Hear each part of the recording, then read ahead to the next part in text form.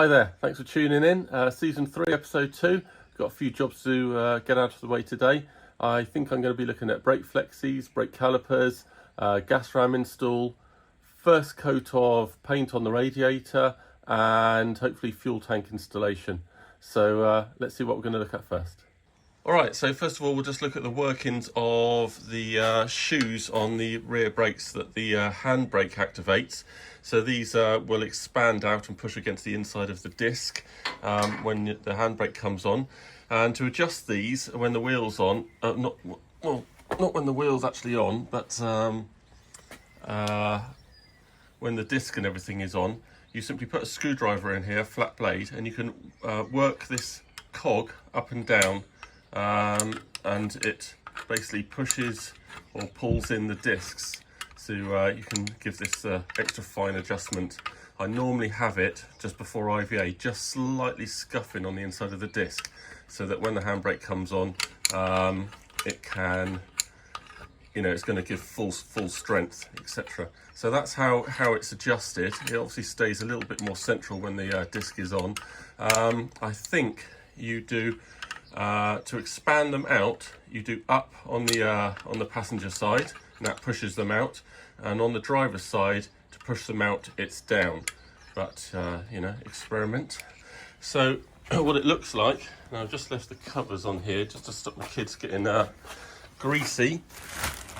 So obviously you've got a hole here. You would rotate it round to the top. And then you'll be able to put a screwdriver in there and move that cog up and down and around. All right, so that's all done. So I've put all but one of the calipers on. Obviously dead easy. Just 2 bolts with a tiny little bit of thread lock, and of course they got the spring washers in there anyway. So let's do the last caliper, and then I can put my brake flexes on. Here we go then, on with the first disc. You can see there I'm just pulling off a little rubber cover that I put on the studs just to stop, save your knees and your legs as you're walking past. Calipers go on, and make sure you got the correct caliper on the correct side. The bleed nipple should always be at the top, and the brake flexi fixing should be at the bottom.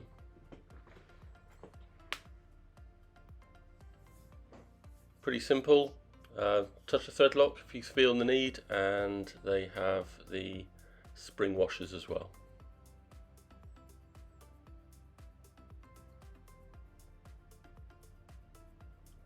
Onto the flexis, you can see the attachment is at the bottom, and for the fronts I usually put these in a nice bow across the top, just so you've got a bit more flexibility for your steering. Need to make sure that nothing rubs or chafes when you put the body on, so they might need further tweaking.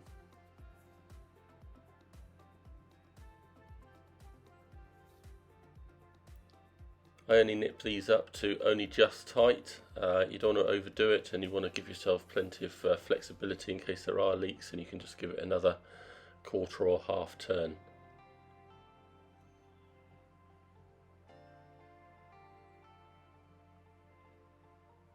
You can see the flexis have an angle here, so I just rotated this around just to give me a better angle coming away from the caliper. And that's it. Alright, so the front flexis went straight in, no problem at all, because they were a thread of 1. However, the rear calipers have got a different thread. So I was supplied with 1. I've got some 1.25, that didn't work either, and they are actually 1.5 tested by an M10 bolt. So I need to just get some short 20mm banjos there, probably get them swapped out by AK, send these ones back, and get them in a 1.5 thread, and that wraps up the flexis and the calipers. Alright, straight into the radiator. First couple of coats of paint, Eastwood radiator paint, nice and thin. Do real thin coats, all at different angles just to get in there, but nice and light so the radiator can still do its job. And then you're done.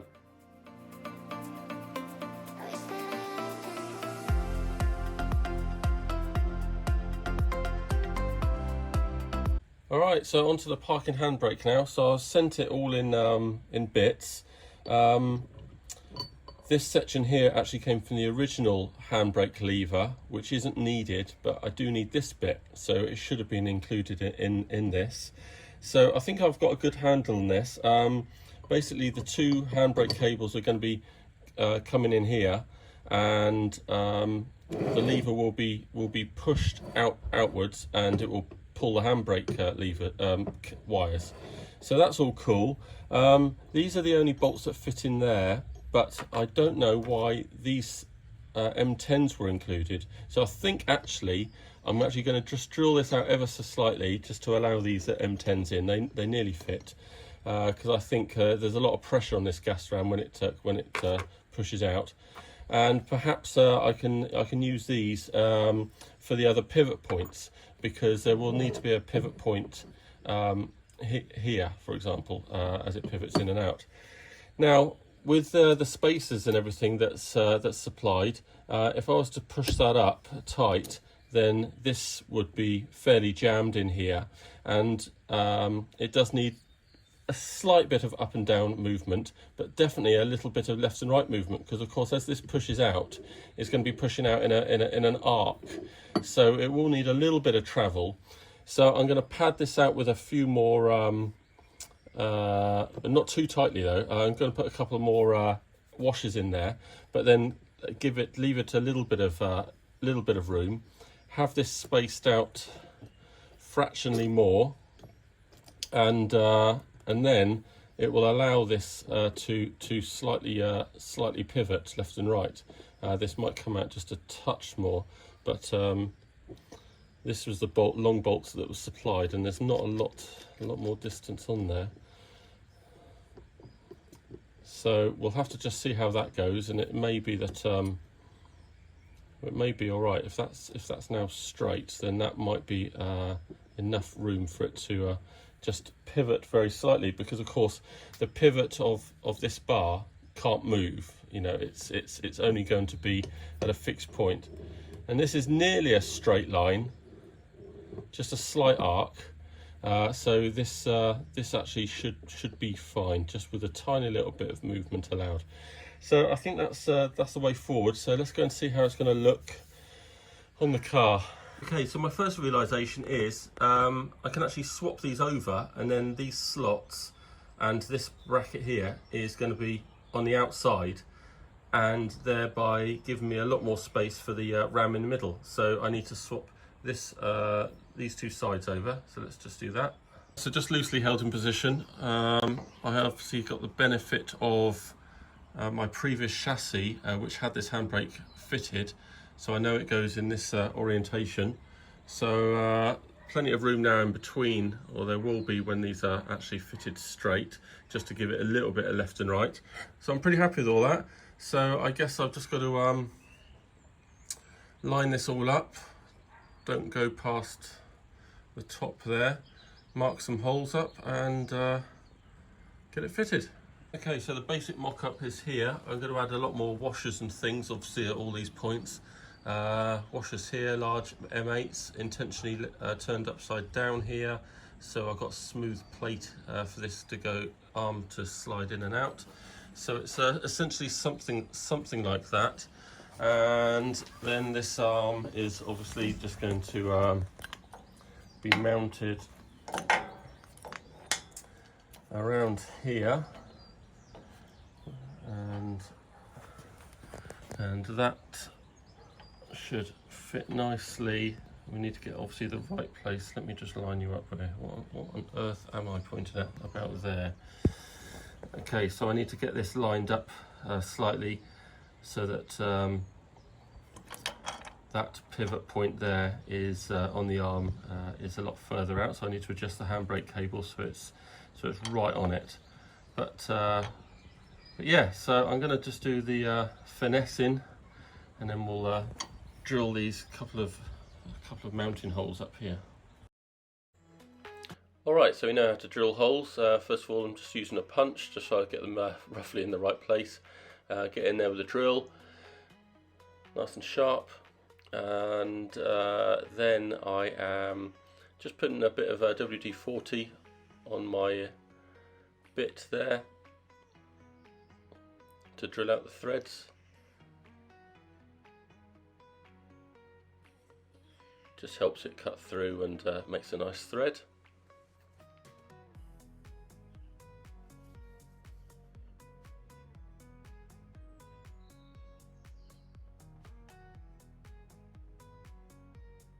Just testing the bolts will fit in, everything's cut correctly. Alright, so we're going in for the first bracket then. I've got it rotated the right way around, so I've got plenty of room in the middle. Put in the ram with all the spacers. Plenty of room for it just to go left and right a couple of degrees.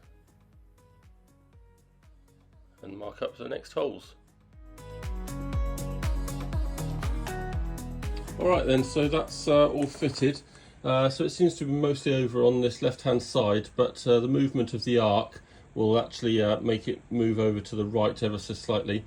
I don't see that there's any need to pack this out anymore. I want some movement just so we can go left and right very slightly as it follows that arc of the movement of the arm round. Yeah, I'm pretty happy with that.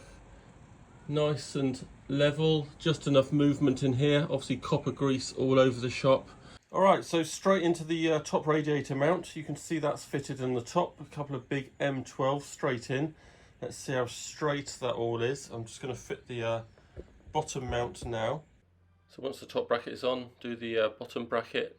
Dead easy, slots in there. 4 bolts and spring washers.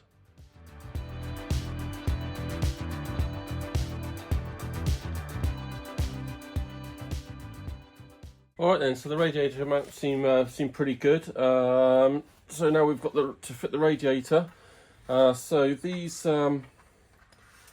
mounts here are just made up of a couple of bits of different diameter pipe. You can actually buy the proper top hat shape from Rimmer Brothers, I think, but I don't know the part number, and I've tried ordering a couple in the past and they've always been the wrong size, so I've kind of given up. So that's all good. So this seems to fit pretty well. Now the holes, so this bracket just needs to come over ever so slightly and then we're okay. So we didn't have very much of a good view there, so there we go. So I did just have to tweak this bracket just over 5mm this way, but there's plenty of movement in it, and it comes over just nicely, just to center on these holes, and that's all good. Let's see how this is lined up. All right, so what I might do here on this one, I'll take the radiator back off and I'm just going to tweak this down so it's flush, or at least at on the same plane, the same angle as the radiator. So that's not a problem at all. All right, with the radiator fitted just temporarily, we can fit the fan. So this is the fan unit, which comes with a few different options for brackets. So I like to fit these brackets, and that is because the distance between here and here fits just nicely between the rails down here and down there. So I'm just going to put some masking tape along here, top and bottom, hold the fan up against it, mark the holes, and then I usually I drill a threaded hole, and that's because you don't want to have to take the rad off to have to undo the nuts on the other side. So I'll drill through, tap the required thread size on both, and that'll hold that in quite nicely. Alright, so dead easy, mark it all up, hold the fan in place and mark up your holes as best as you can. And we go in there with the drill, and once we've got to the correct size, I get my tap out and cut a nice thread.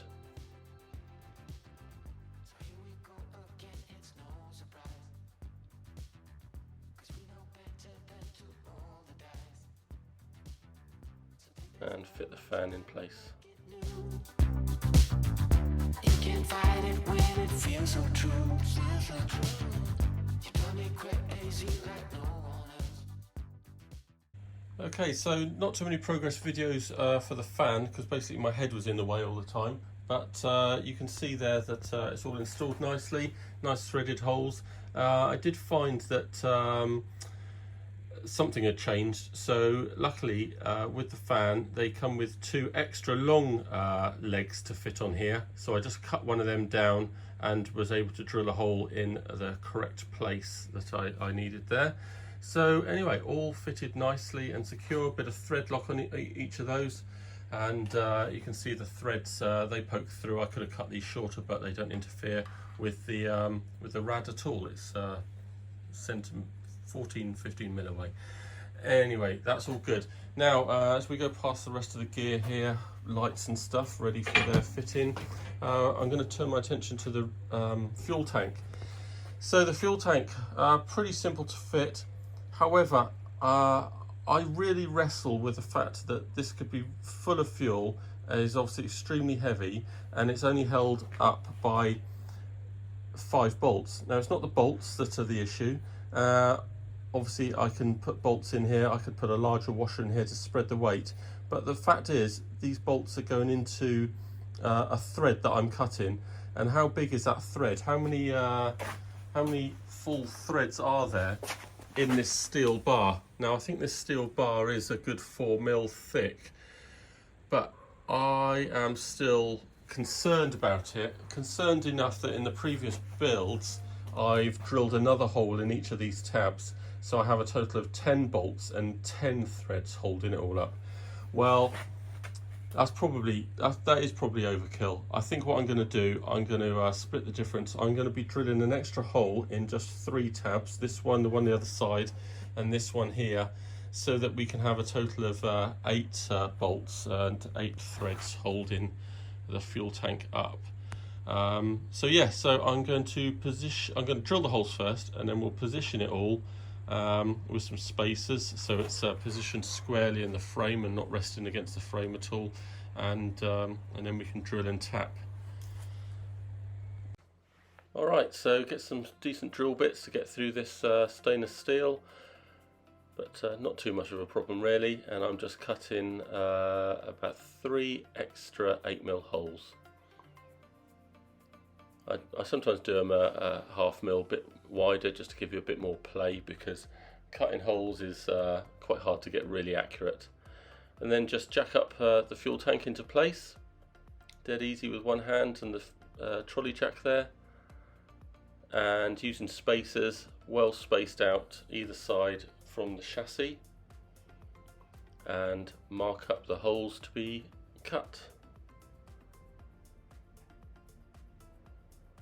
And you can see here that just those 3 extra bolts going through a little bit more metal work gives me a bit more peace of mind that it can hold all of that weight.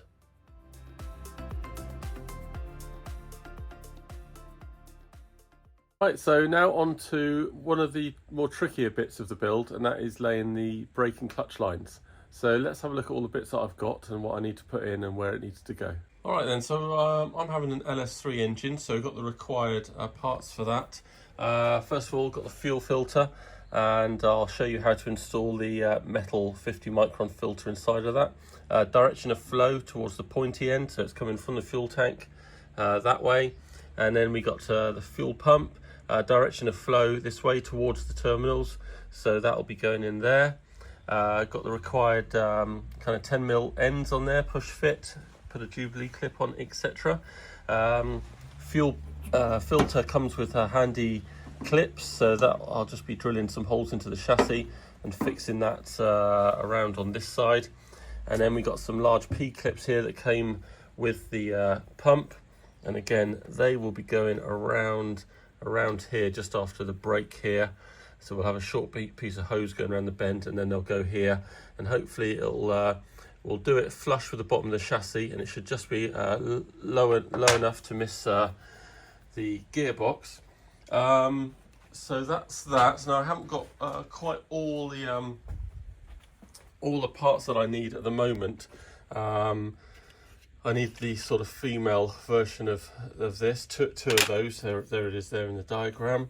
And I also wanted different P-clips, so I've got some P-clips here for my brake lines. So these are 5 mil,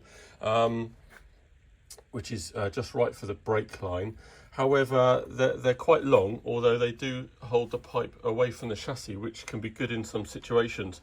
But I think I want these smaller ones, and then when you've got 2 next to each other, then the pipes will be running nicely in parallel, and we'll use perhaps 1 or 2 of these when we want to come away from the chassis a bit more to get around some objects. So I've got some more of this style with the short tail on order, and a few more 17s for the fuel line. And I think the clutch is slightly bigger, so that needs some 7 mil. All right, so what we're doing, so with an LS engine, it comes out of the fuel tank down here on the right hand side, and goes through the filter and pump, and up and splits with a T. One goes to the fuel rail, one goes across to the fuel pressure regulator, and then down and then back out to the fuel tank. So that's that circuit, and then the brakes will be coming down from the brake servo to the chassis, front and back. So the front will go around here and just need to go to this other flexi, and there'll be a T here, and there'll be a rear going off to another T about there, going to each flexi over the diff and to the flexi. And now the instructions don't tell you until too late that you also need to do your clutch line. So that obviously comes down from the clutch, follows the same line here with the brakes, and then you need to follow this front brake line round with your clutch line. So that's why I've got 2 Jubilee clips with one fixing, but then facing away from each other, so I can run the 2 pipes in parallel along this face here, and then the clutch will go all the way, and I think it goes all the way to about here, and then I've got a short 10 centimeter section. Actually, it might go a bit further. 10 centimeter section to the slave cylinder, clutch slave, which is mounted on the gearbox around there. So just a short bit of flexi. So I'll see what I've got. I think I'll be laying the brake lines first. Again, when the the fuel line, I'll be doing the fuel line first, and where on this side there'll be the return for the fuel and also the brake line, I'll be doubling up, 1 fixing 2 Jubilee clips, a 17 mil and a 5 mil Jubilee clip down to the back. So yeah, a bit of drilling and a bit of tapping, but first of all let's fit the filter in the fuel filter. All right then, so got some 16 mils here.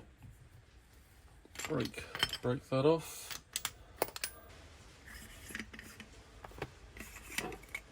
Okay, that comes out. Right, you need to remember to put the filter back in the same way. If you put it in upside down, it will completely block and seal it.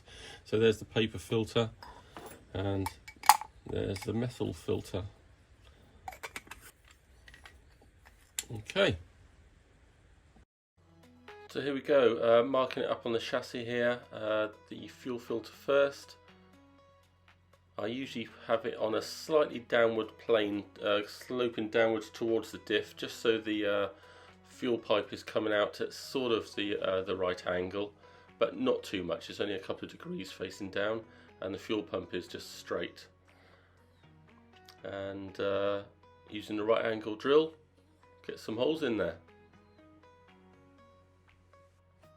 So these positions, hopefully they'll be okay. Certainly the fuel filter will clear everything, and the fuel pump should clear everything. I don't think I'll have a problem with the drive shaft or the prop shaft, and hopefully the gearbox will miss it as well, because it actually ends up being a little bit higher than you think.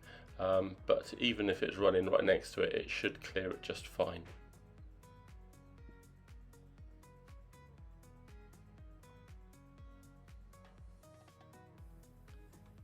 we go, just final positioning, and that is completed. Alright, so I'm getting in here now and doing the rest of the P-clips, the rest of the fuel pipe run, and of course we'll go around and do the clutch pipe and the brake pipe, keeping it to about 20 centimeters, 25 centimeters, certainly no more than 30 as per the IVA manual. And you know, I may visit these again and put in some extra P-clips, or double the P-clips up, because of course we need some wires to go to the fuel pump.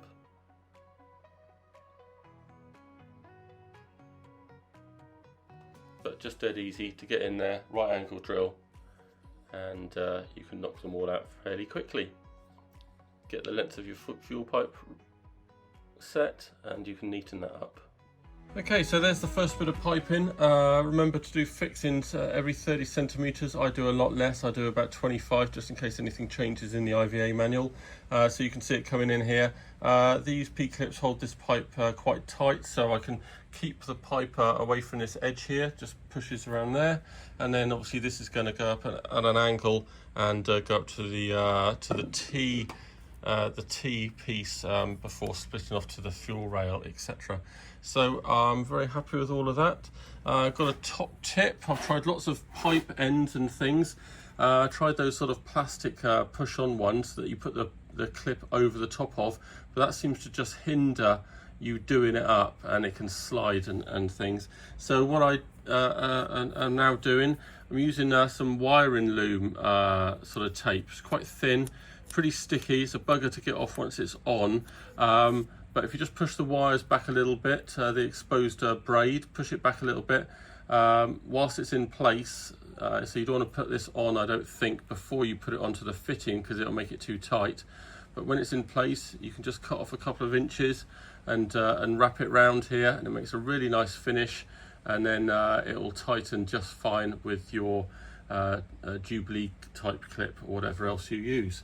So looking forward to that.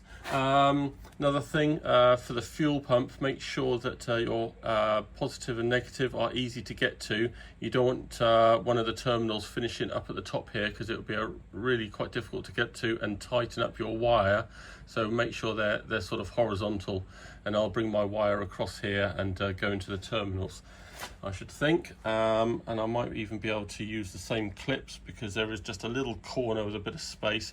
However, more likely it's going to be in some conduit, so I might even just zip tie it to this pipe. It's only for a short way, because I think it disappears about here, up behind the dash, if you like. So not in the same place that this the fuel pipe is going to go to.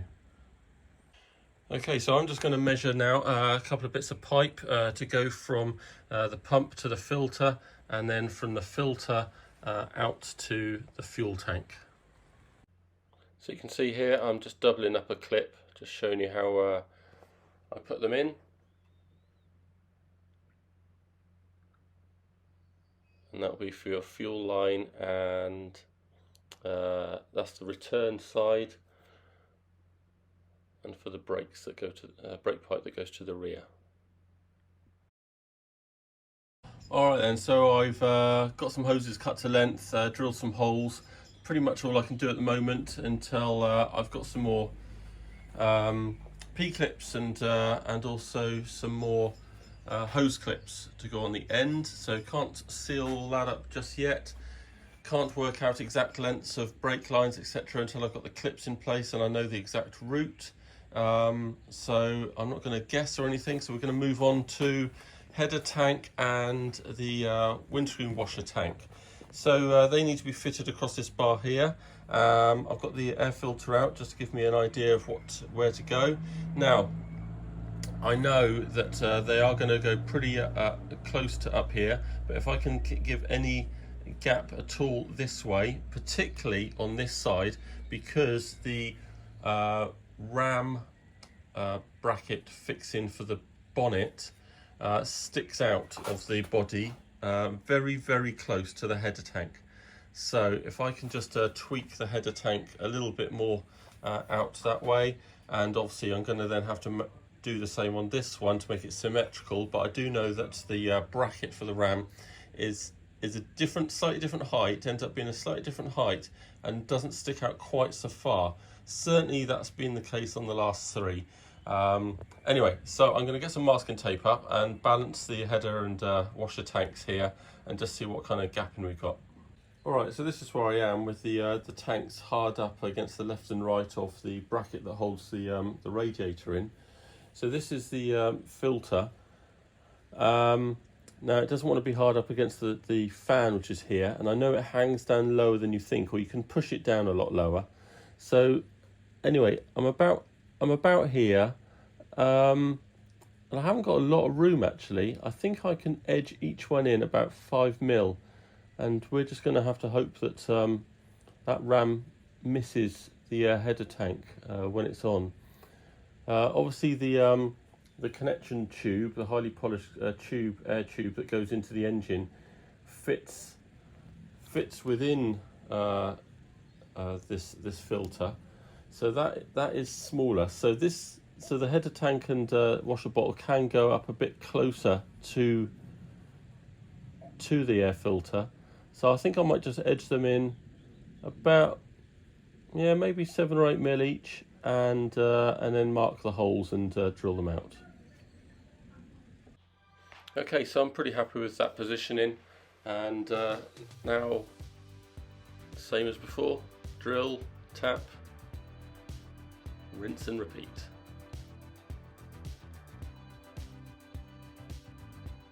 I fit these with 8mm with spring washers, so it's fairly easy to angle your hand in there and undo them should it ever need to be taken off,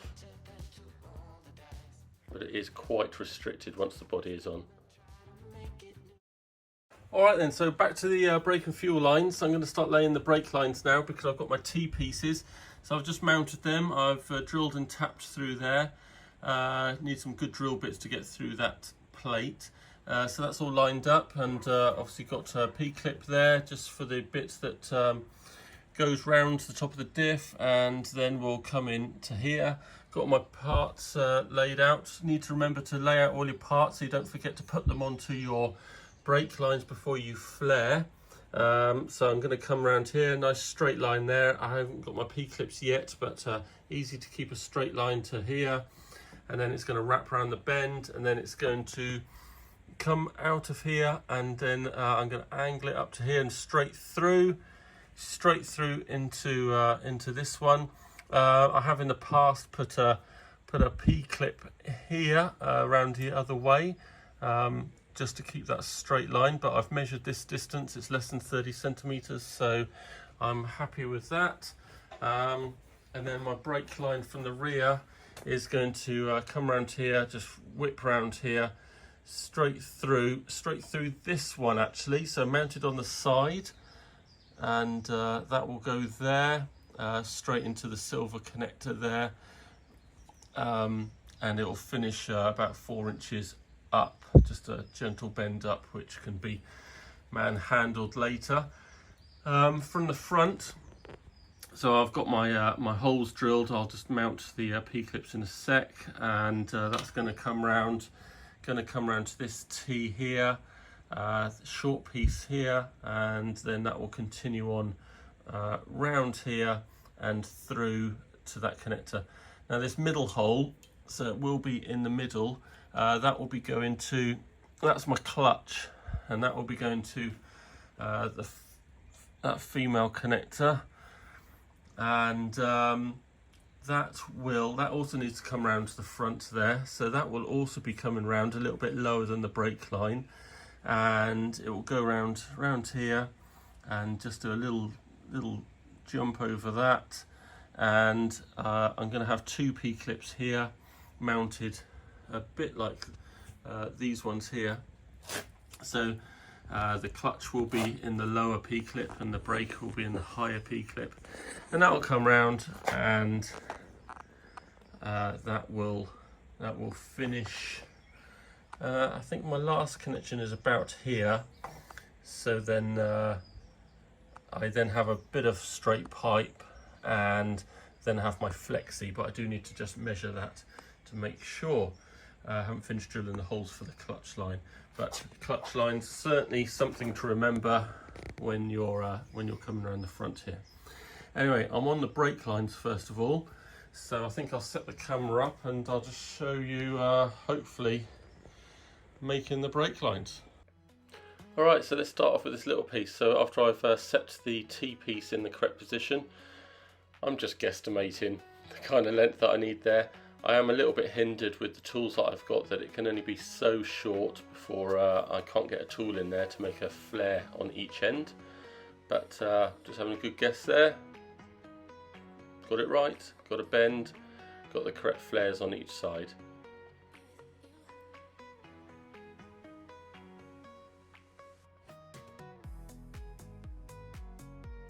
So I've set the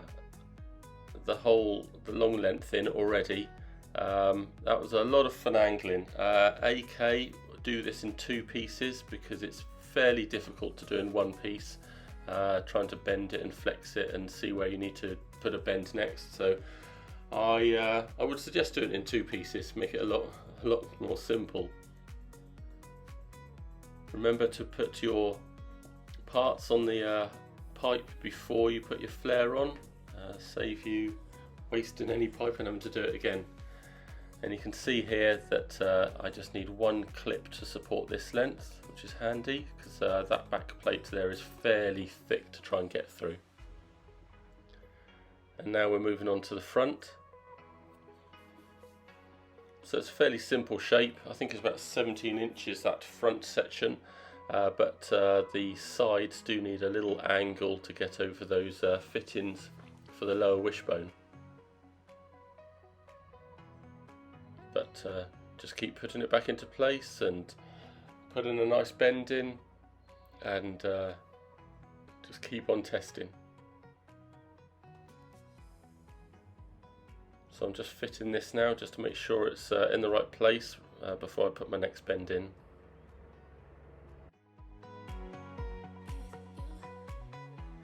Good, so that's all done. Brake lines are all set in, all apart from a few P-clips and bolts yet to come, but everything is a-okay. Got plenty of length there in the tails here. Got some flexibility in those. I've got to bend them up. I think they get bent up around here, and they only need to be about 3 or 4 inches tall. But I just need to review a previous build video or pictures just to see where that does need to come up. And then I can easily just flare the ends and put the connections on first. Don't forget the connections, and then flare the ends. And then I'm just going to put a rubber cap over the end to stop anything getting in there. So onto the clutch line. Now AK does the same thing with the clutch line as it does with the long brake line. It will they usually put a connection in halfway because it's you know, it's quite a task, quite fiddly to bend the whole lot in 1 piece. Obviously much easier just to put a connection in somewhere. I think they put it up here somewhere, so they can do this bend here and then the back bend separately. And they do the same with the clutch line as well, and they make that shorter, 2 parts. But I'm not, I'm just going to go for it. So I've measured too long, about 89 inches, because I can't quite remember where it's meant to end here, and I've already purchased a flexi tail to go from the connector at the end of this hard line to the clutch slave. So I just need to, I just left a lot extra, and there's a lot of flexibility in it. I haven't put any P-clips in here, but I'll make sure the last P-clip at the moment I put around this point. So I've got lots of flexibility just to so I can get in there. I can cut any excess off with my tool, and I can flare the end as well after putting the connector on. Anyway, so I'm going to go from basically I'm going to measure from about here all the way up, and I'm basically going to do my square section here. And then once that's done, I should have a lot less flopping around here, so that I can easily put it round here and off to the end. I am going to have to set another P-clip in there, I think, just to keep things all nice and still. So I think I'm going to put another P-clip in here for the brake line, and I'm going to put a P-clip in here for the clutch that's going to come round here and then disappear off underneath. All right, so I'm just going to measure from here down to my corner here, and put the first bend in, and then put the other bend in. I think this is about 17 inches.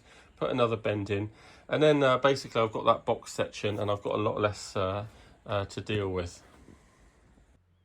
So here we go. So I have got my square section. I've just started making the little bend past the lower wishbones, holding it in place and just seeing where I need to go and put the next bend in to go out to those tails.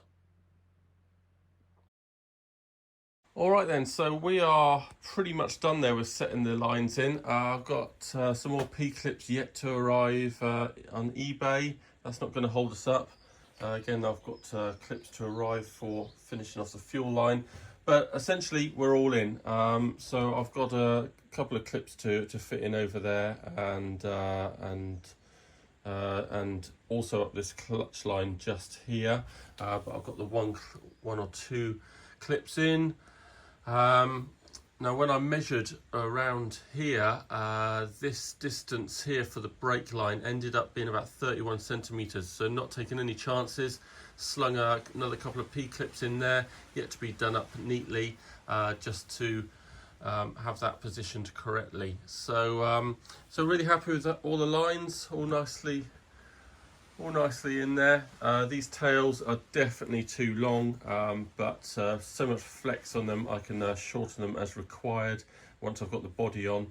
But when putting the body on, I need to make sure that they go down the correct side of the wheel well. So I might just flex them inwards, just bring them towards me slightly here, just to make sure the wheel well doesn't catch when the body goes on. So we're all good, and I haven't put the last clip on here just to give me enough flexibility in this, just to cut this a little bit shorter, because I can't remember how long my flexi is. Anyway, we're all in a good position. That can all be done even when the engine's dropped in. I can just get in there, even if it's just underneath, and shorten that and put the correct flare and end on. Anyway, we need to test all this now, because all the connections are in, all the triple connections there, they're all going in, all going to the calipers. They're all done up, nipped in nice and tight. So we need to test. So got a bit of wood that I can mount my servo to, as you can see, and if you did want to test the clutch line as well before that goes in, then you could always make a hole for that as well. But I'm not going to, because the clutch line's all in one piece. It's only going to leak in two places, right? Up at the main master cylinder or down at the slave. So we're just testing the brakes now. So I need to put the pedal box on the other side of this, and then just make up a two tails with some leftover scrap brake line, just to come out of my two connections here and to go into the two connections for the brakes. So let's make that up. Okay, so I've got my scrap bits of brakes going into the servo there, and got the pedal box. So all it needs is a willing volunteer, and I can bleed my brakes and test all my joints and just nip them up slightly. Alright then, so we're nearly wrapping up this video. So I've got a list of things to do. I've just tested my brakes, had a couple of things to nip up. Primarily this front brake hose here, that needed nipping up because I hadn't even done it up.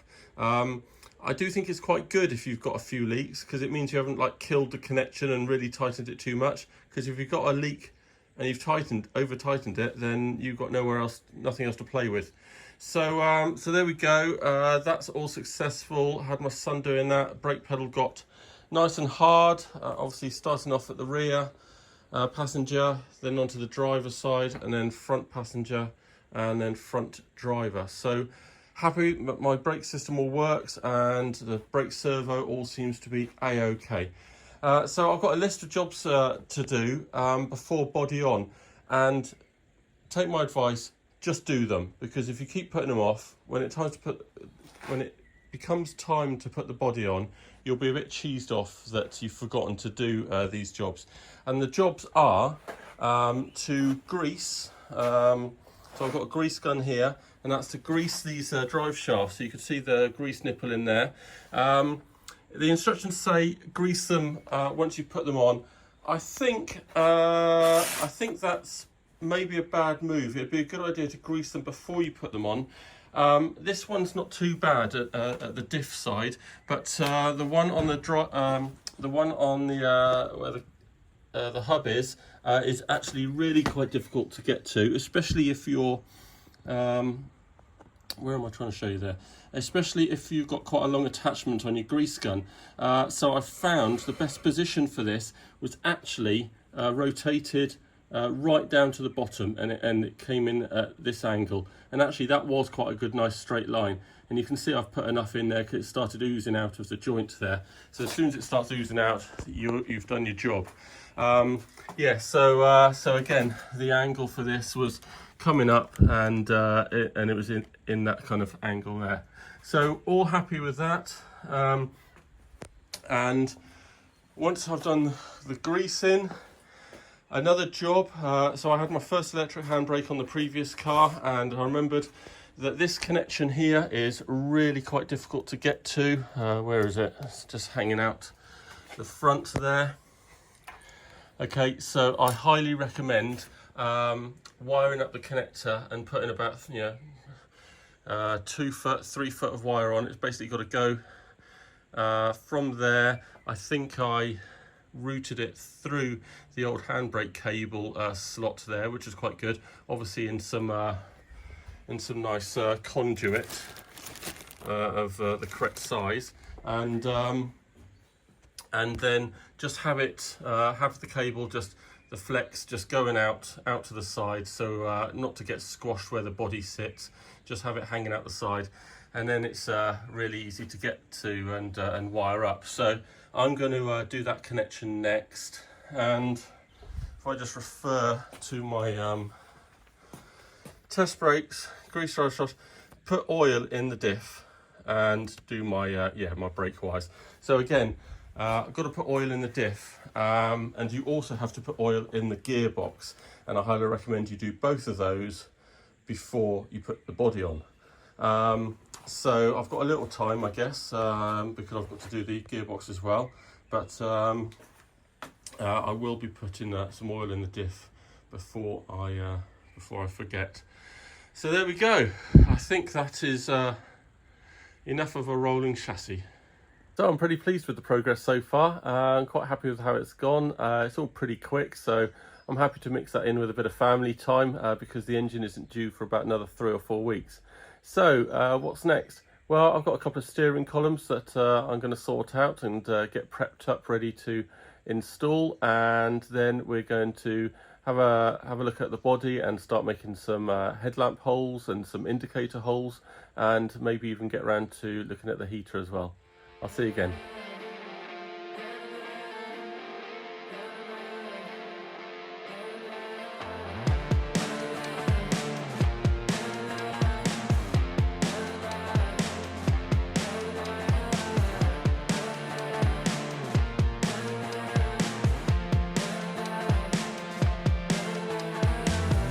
Like a drug that